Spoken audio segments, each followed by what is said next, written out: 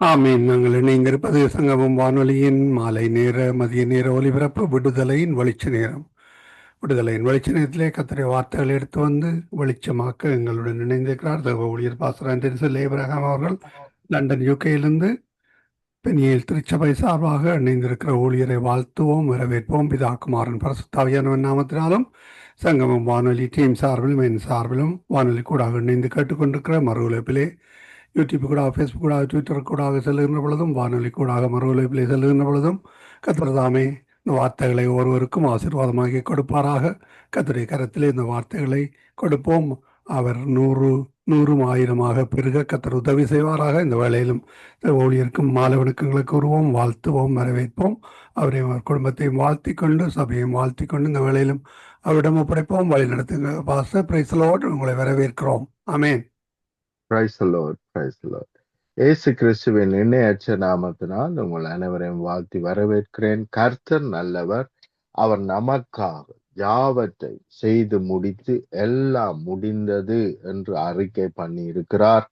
ஆகவே அதை விசுவாசித்து நாங்கள் பெற்றுக்கொள்வது மாத்திரமே நம்முடைய கடமையா இருக்கிறது. ஆமென். நாங்கள் பெற்றுக்கொள்வது மாத்திரம் அல்ல, ஜெபத்தின் மூலமாய் மற்றவர்களுக்கும் பெற்றுக் கொடுக்க வேண்டியது நம்முடைய கடமை. இன்றைய நாளின் வசனத்துக்காக ஜெபிப்போம். ஆண்டவரே, இந்த வசனத்தை நீர் விதைக்கிறீர். ஆகவே 30 60 அல்ல, 100 100 மடங்காக எங்களுடைய வாழ்க்கையிலே பலம் தருவதாக, எங்களுடைய சிந்தைகள் மாற்றப்படுவதாக, எங்களுடைய ஆவியாத்மா சரீரம் உயிர்ப்பிக்கப்படுவதாக. உம்முடைய வார்த்தைக்காய் நன்றி செலுத்துகிறோம், இயேசுவின் இணையற்ற நாமத்தினால். ஆமென்.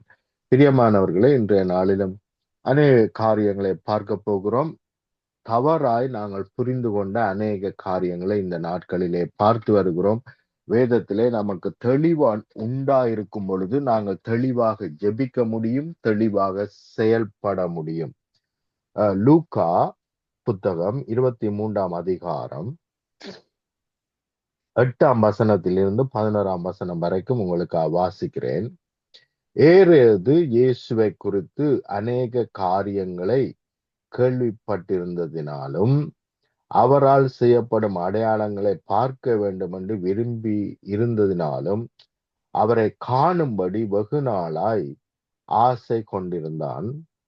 அந்தப்படி அவரை கண்ட பொழுது மிகவும் சந்தோஷப்பட்டு அநேக காரியங்களை குறித்து அவரிடத்தில் வினாவினார். அவர் மறுமொழியாக அவனுக்கு ஒன்றும் சொல்லவில்லை. பிரதான ஆசாரியரும் வேதபாரகரும் அவர் மேல் பிடிவாதமாய் குற்றம் சாட்டிக் கொண்டே நின்றார்கள். அப்பொழுது ஏரோது தன் சேவகர் போர் சேவகரோடு கூட அவரை நிறுத்தி பரியாசம் பண்ணி மினுக்கான வஸ்திரத்தை அவருக்கு உடுத்தி அவரை திரும்ப பிலாத்துவினிடத்துக்கு அனுப்பினான். அப்ப கவனியுங்கள் பிரியமானவர்களே, ஏரோதுதான் இயேசுவுக்கு ராஜ உடுப்பை உடுத்தி இயேசுவை என்ன செய்கிறான்? பரியாசம் பண்ணி என்ன செய்து விடுகிறான்? மறுபடியும் பிலாத்துவினிடத்துக்கு அனுப்பி வைக்கிறான். ஆகவே கடந்த நாட்களிலே நான் சொன்னது போல இந்த ராஜ வஸ்திரம் ஏரோதுதான் இயேசுவுக்கு அணிவிக்கிறானே அல்லாமல், இயேசு காணிக்கைகளை வாங்கி வெளியேற பெற்ற உடுப்பை வாங்கி மினுமினுப்பான உடுப்பை வாங்கி ஒரே நூலினால் நெய்யப்பட்ட உடுப்பை வாங்கி அவர் தரித்து கொண்டு எல்லாருக்கும் நான் பெரிய மில்லியனர் என்று காண்பிக்கவில்லை. மாறாக இந்த ஆடை ஏரோதினிடத்திலிருந்து வந்திருக்கிறது என்பதை நாங்கள் அறிந்து கொள்ள வேண்டும். நாங்கள் தெளிவாக வேதத்தை எல்லா சுவிசேஷத்தையும் நாங்கள் படிக்காவிட்டால் இதனுடைய அர்த்தத்தை நாங்கள் கண்டுபிடிக்க முடியாது. சில செய்திகளை நான் கேட்ட பொழுது இயேசு வெளியேற பெற்ற ஆடையை தரித்திருந்தார் என்று நான் செய்தியை கேட்ட பொழுது என்னுடைய ஆவியிலே அது ஒத்து வரவில்லை. எல்லாரும் சாதாரண மக்கள் மத்தியிலே இயேசு சாதாரணமாய் ஊழியம் செய்து கொண்டிருக்கிறார்.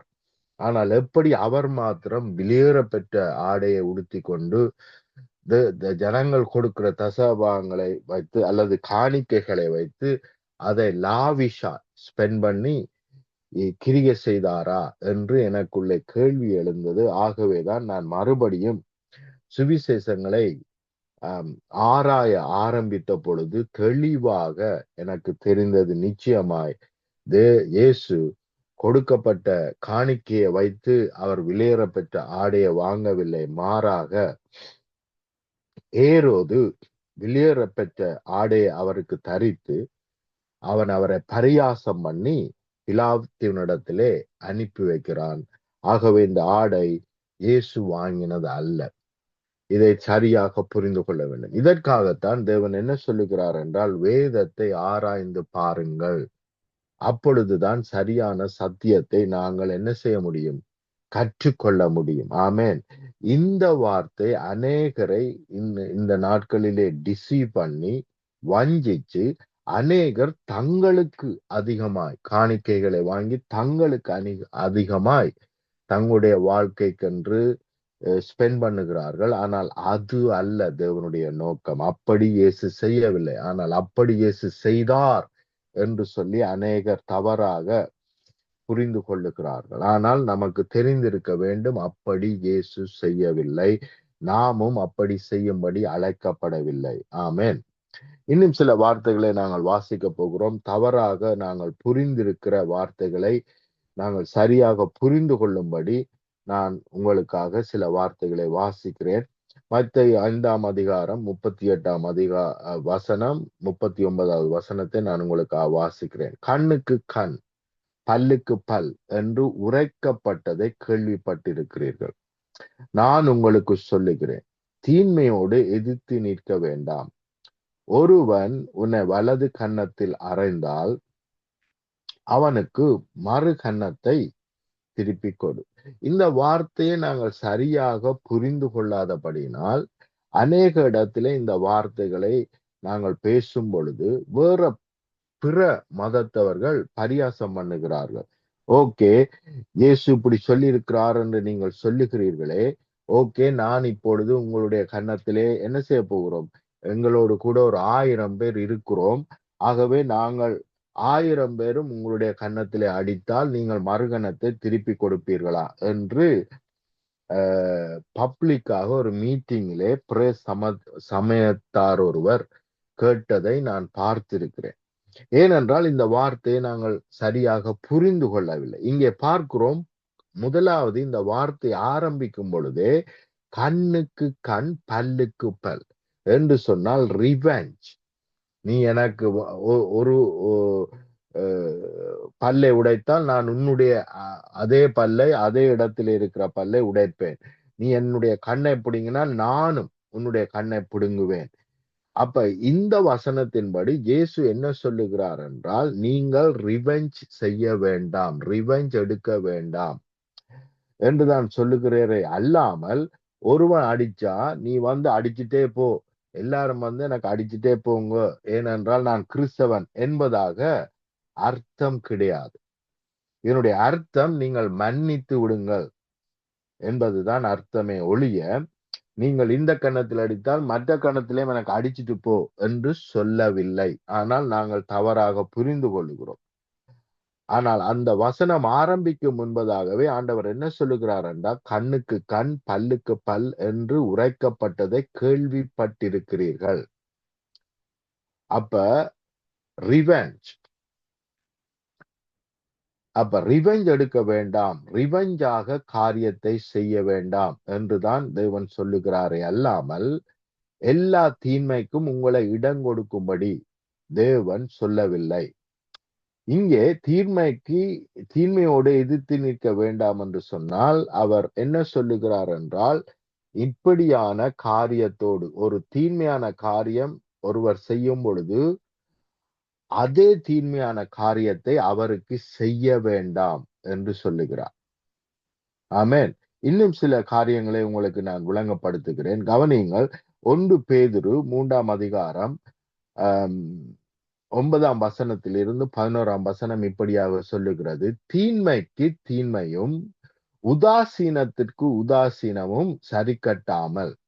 இப்போ ஒருத்தர் ஹாய் எப்படி இருக்கிறீங்க வணக்கம் அல்லது காலை வணக்கம் என்று சொல்லாட்டி அவருக்கு நானே சொல்லணும் என்று அப்படி இருக்கக்கூடாது. இன்னொரு வசனம் சொல்லுகிறது, ஒருத்தர் கனம் பண்ண முந்தி கொள்ளுங்கள். அப்ப அவர் சொன்னாதான் நான் சொல்லுவேன் என்ற அல்ல.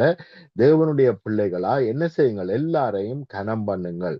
தீன்மைக்கு தீன்மையும் உதாசீனத்துக்கு உதாசீனமும் சரி கட்டாமல் அதற்கு பதிலாக நீங்கள் ஆசீர்வாதத்தை சுதந்திரித்துக் கொள்ளும்படி அழைக்கப்பட்டவர்கள் என்று அறிந்து ஆசீர்வதியுங்கள்.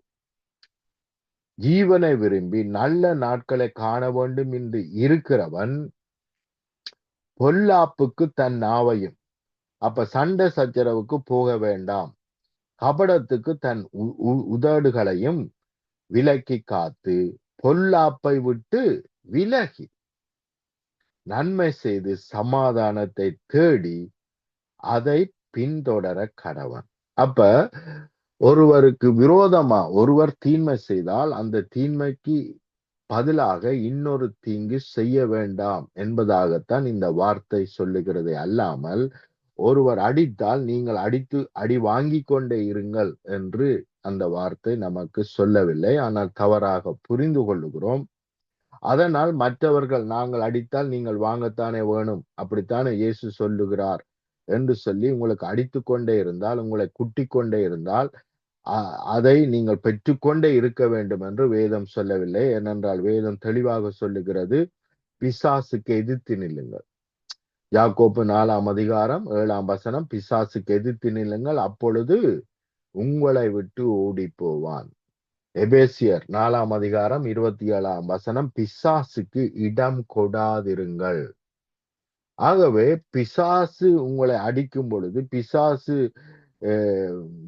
உங்களை வேதனைப்படுத்தி துன்பப்படுத்தி கொடூரப்படுத்தும் பொழுது அதை அனுமதியுங்கள் என்று இயேசு இங்கே சொல்லவில்லை. மாறாக அதுக்கு எதிர்த்து நில்லுங்கள், அப்பொழுது அந்த பிசாசு ஓடி போவான் என்றுதான் சொல்லுகிறார். கவனியுங்கள், யோவான் 18ஆம் அதிகாரம் 22வது வசனத்திலிருந்து 23வது வசனத்தை நான் உங்களுக்கு வாசிக்கிறேன்.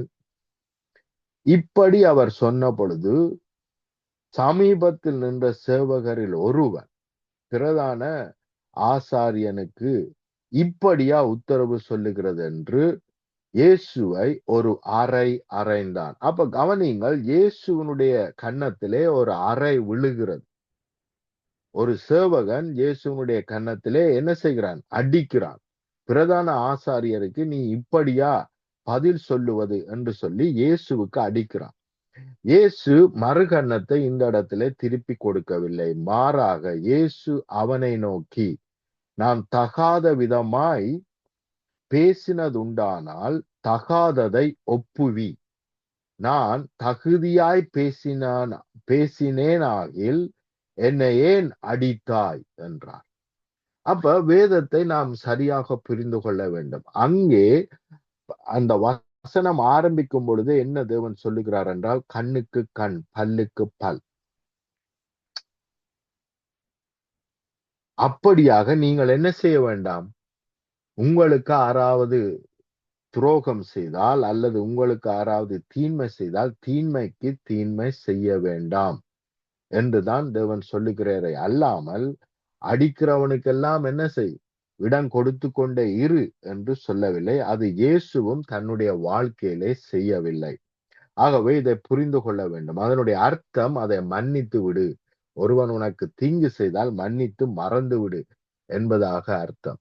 ஒரு கன்னத்தில் அடித்தால் மற்ற கன்னத்தை காம்பி என்றால் அடி என்று சொன்னதாக அர்த்தம் கிடையாது. இவன் மற்ற கன்னம் போல நான் ஏற்றுக்கொள்ளுகிறேன் அல்லது எடுத்துக்கொள்ளுகிறேன் என்று சொல்லி அர்த்தம்.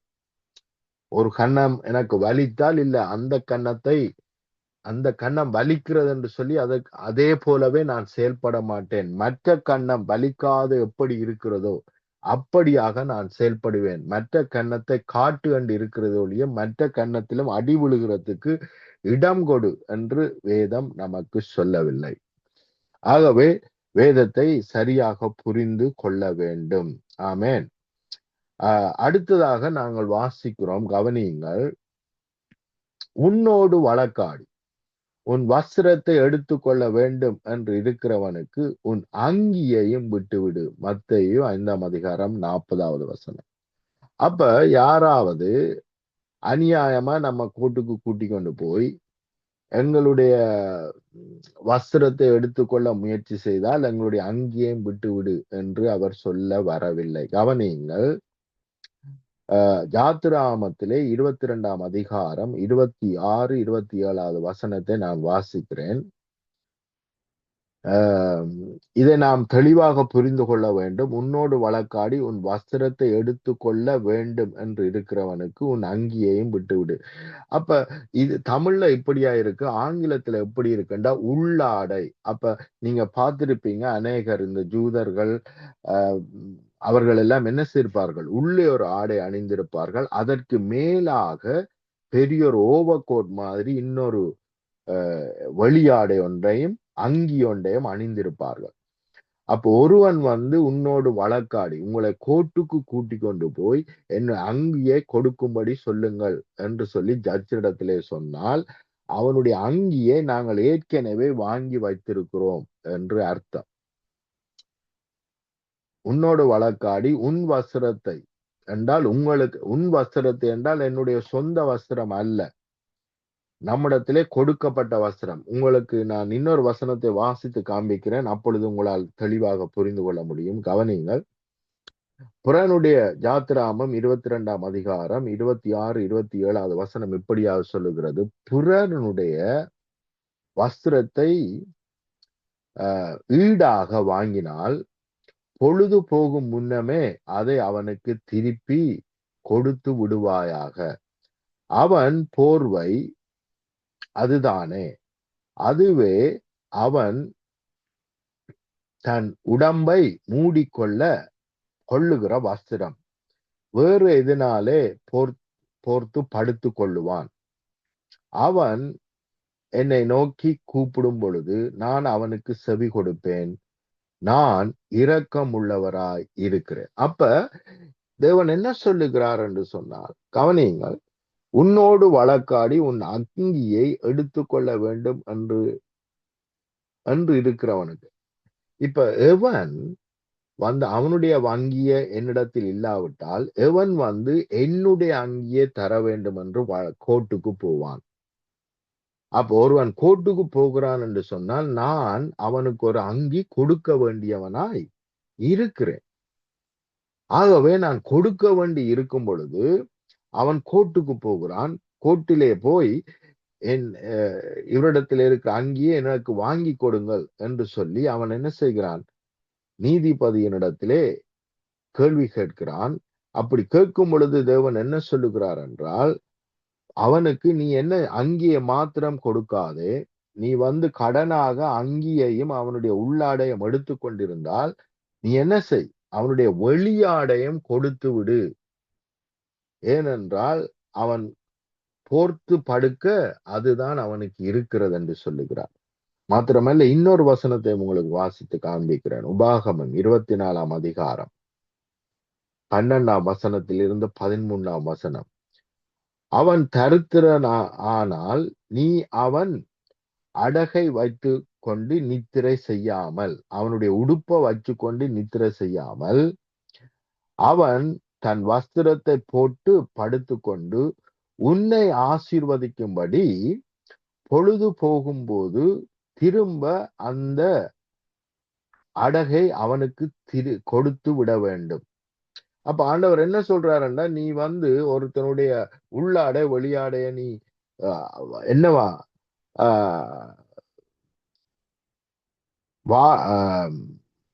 அடகாக நீ வாங்கி வைத்திருப்பாயானால் இரவு வருகிறது, இரவு நேரத்திலே அவனுக்கு குளிர் வர போகிறது. ஆகவே நீ அதை இரவு சாயங்காலத்திலே அவனுக்கு என்ன செய்ய வேண்டும், அதை திருப்பி கொடுக்க வேண்டும். நீ அடகு வாங்கியிருந்தா கூட இரவு நேரத்துல என்ன செய்திருக்க வேண்டும், அதை திருப்பி அவனுக்கு கொடுத்து விட வேண்டும். அது உன் தேவனாகிய கர்த்தருக்கு முன்பாக உனக்கு நீதியாயிருக்கும். அப்ப தேவன் என்ன சொல்லலையேண்டா, தேவையில்லாம ஒருவர் உங்களோட வாதாடி உங்களோட உடுப்பை அல்லது உங்களுடைய சொத்துக்களை எடுக்க முயற்சி செய்தா அது எல்லாத்தையும் கொடுத்துட்டு நீங்க என்ன செய்யுங்க, ஒன்றுமே இல்லாம உட்கார்ந்துருங்கன்னு அவர் சொல்லல. மாறாக அவன் ஒரு ஏழையா இருப்பானானால் அவனுக்கு என்ன செய், நீ அவனுடைய உள்ளாடைய மாத்திரம் திருப்பி கொடுக்காத, அவனுடைய அங்கியையும் திருப்பி கொடு. உன்னுடையது என்று சொன்னால் ஆண்டவர் என்ன சொல்றாரு, அண்டே நீ அவனிடத்திலிருந்து வாங்கி வைத்திருக்கிறாய், அது உனக்கு இப்பொழுது சொந்தமாயிருக்கிறது, ஆனால் அவனிடத்தில் ஒன்றும் இல்லை, ஆகவே அவனுக்கு என்ன செய், அதை கொடு என்று சொல்லுகிறார். மாத்திரமல்ல, அப்படி நீ கொடுக்கும் பொழுது அவன் உன்னை ஆசீர்வதிப்பான். ஆமென். அந்த ஆசீர்வாதம் உன்னுடைய தலையிலே தங்கும் என்று சொல்லுகிறார். மாத்திரமல்ல, தேவன் கிருபை உள்ளவராய் இரக்கம் உள்ளவராய் இருக்கிறபடினால் நீயும் அப்படியாய் செயல்படு என்று சொல்லுகிறார். ஆமென். ஆகவே வேதத்தை நாங்கள் ஆராய்ந்து, பழைய ஏற்பாடு புதிய ஏற்பாடு இவைகளை எல்லாம் ஆராய்ந்து சரியாக கற்றுக்கொள்வோமானால் மற்றவர்கள் நம்மை வஞ்சிக்காத படிக்கும், மற்ற இடங்களிலே அவர்கள் வந்து இயேசு இப்படித்தானே சொல்லியிருக்கிறார், நீங்கள் கிறிஸ்தவர்களானால் இதை நீங்கள் செய்ய வேண்டும் அல்லவா, அப்போ உங்களிடத்தில் இருக்கிற எல்லாத்தையும் எங்களுக்கு கொடுங்கள் என்று கேட்டால், இந்த இந்த வார்த்தையினுடைய சரியான அர்த்தம் புரியாவிட்டால் நாங்கள் என்ன செய்ய வேண்டி வரும், கொடுக்க வேண்டி வரும், அல்லது கொடுக்க மாட்டோம் என்று சொல்ல வேண்டி வரும். அப்படி சொல்லும் பொழுது அவர்கள் என்ன சொல்லுவார்கள், நீங்கள் உண்மையான கிறிஸ்தவர்கள் அல்ல, ஏனென்றால் நாங்கள் கேட்கிறோம் உங்களுடைய சொத்துக்கள் எல்லாத்தையும் தரும்படி, ஆனால் நீங்க தரவில்லை, ஆகவே நீங்கள் இயேசுவை பின்பற்றவில்லை என்று நம்மை குற்றப்படுத்த கூட முடியும். ஆகவே வேதத்தை சரியா நாங்கள் புரிந்து கொண்டால் சரியாக நாங்கள் புரிந்து கொண்டு செயல்பட முடியும். ஆமென். ஏன் இயேசு அந்த இடத்திலே அப்படியாக சொன்னார், யாரை குறித்து சொன்னார் என்பதை நாங்கள் தெளிவாக அறிந்து கொள்ள வேண்டும். ஆமென். வருகிற நாட்களிலும் இன்னும் சில காரியங்களை பார்ப்போம், எப்படியெல்லாம் நாங்கள் தவறாக புரிந்திருக்கிறோம். ஆகவே சரியாக புரிந்து கொள்வோம், சத்தியத்தை அறிந்து கொள்வோம். சத்தியம் நிச்சயமாக நம்மை விடுதலையாக்கும். ஆமென். ஜெபம் பண்ணுவோம் இந்த வேளை. அன்பின் பிதாவே, இந்த வேளைக்காக உமக்கு நன்றி செலுத்துகிறோம். இந்த வேளையிலே உம்முடைய வார்த்தைக்காக உமக்கு நன்றி செலுத்துகிறோம். வார்த்தையிலே நமக்கு தெளிவு ஏற்படுத்துகிறபடினால் உமக்கு நன்றி செலுத்துகிறோம். பிசாசுக்கு எதிர்த்து நில் என்று நீர் சொல்லுகிற அந்த வார்த்தைக்காய் நன்றி. மாத்திரமல்ல, பிசாசுக்கு இடம் கொடாதிரு என்று சொன்ன அந்த வார்த்தைக்காக உமக்கு நன்றி. எல்லா சத்துருவின் கிரிகளும் நிர்மூலமாகட்டும், வாய்க்காமல் போகட்டும். தேசங்களிலே சமாதானம் உண்டாயிருக்கட்டும். சமாதானத்துக்கு விரோதமாய் கிரியை செய்கிற எல்லா சத்துருவின் கிரியைகளும் நிர்மூலமாகட்டும். தீர்மானங்களும் திட்டங்களும் வாய்க்காமல் போகட்டும். நீங்கள் எவைகளை பூமியிலே எதிர்க்கிறீர்களோ அவைகள் பரலோகத்திலும் எதிர்க்கப்பட்டிருக்கும். எவைகளை நீங்கள் ரிஜெக்ட் பண்ணுகிறீர்களோ பூமியிலே பரலோகமும் ரிஜெக்ட் பண்ணும் என்று சொன்ன வார்த்தையின்படியே நாங்கள் எல்லா சத்துருவின் கிரியைகளை ரிஜெக்ட் பண்ணுகிறோம். பில்லி சூனியங்களை ரிஜெக்ட் பண்ணுகிறோம். எல்லா சுகையினங்களையும் பலவீனங்களையும் ரிஜெக்ட் பண்ணுகிறோம். உம்முடைய சுகம், உம்முடைய ஜீவன், உம்முடைய உயிர்த்தெழுதல் ஒவ்வொருவரையும் மேற்கொள்ளுவதாக, விடுதலை ஆக்குவதாக, எல்லா நன்மையிலும் கிருபை வரங்களிலும் பலிகி பெருக பண்ணுவதாக சர்வ வல்லமை உள்ள இயேசுவின் இணையற்ற நாமத்தினால் ஆமென், ஆமென், ஆமென்.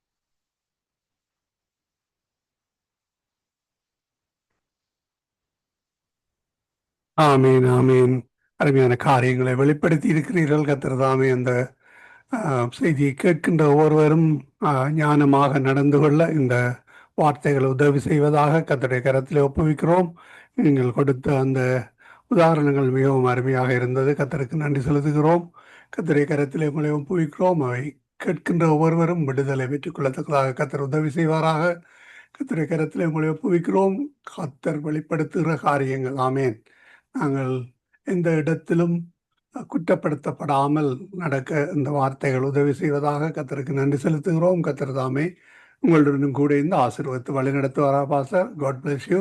அருமையான வார்த்தைகள் கூட வழிநடத்தினீர்கள். நாளைய நாளிலே நான் ஒரு ஃபியூனரலுக்கு போகணும். அதனாலே நாங்கள் திரும்பவும் திங்கட்கிழமை சந்திப்போம் பாஸ்டர். அதுவரையும் சேவசமாக கூறுகிறோம், வாழ்த்துகிறோம், ஆசீர்வதிக்கிறோம். கர்த்தருடைய கரத்திலே உங்களை ஒப்புவிக்கிறோம் பாஸ்டர். God bless you. ஆமேன், ஆமென், ஆமென், ஆமேன். அருமையானவர்களே, இதுவரை நேரம் எங்களுடன் தேவ ஊழியர் பாஸ்டர் ஆண்டனி சில் ஏப்ரஹாம் அவர்கள் லண்டன் யூகேயில் இணைந்து அருமையான வார்த்தைகளுக்கூடாக வெளிப்படுத்தலுக்கூடாக வெளிப்படுத்துகிறார். கர்த்தருக்கு நன்றி செலுத்துவோம். கர்த்தர் கொடுத்த அந்த வெளிப்பாடுகளுக்காக நன்றி செலுத்துவோம், பெற்றுக்கொள்வோம். ஆமேன். நன்றிகளையும் வாழ்த்துக்களையும் கூறுகிறோம் பாஸ்டர். ஆமேன். ஆம். ஆமென். ஆமேன். நாங்கள் திரும்பமாக திங்கட்கிழமை சந்திப்போம்.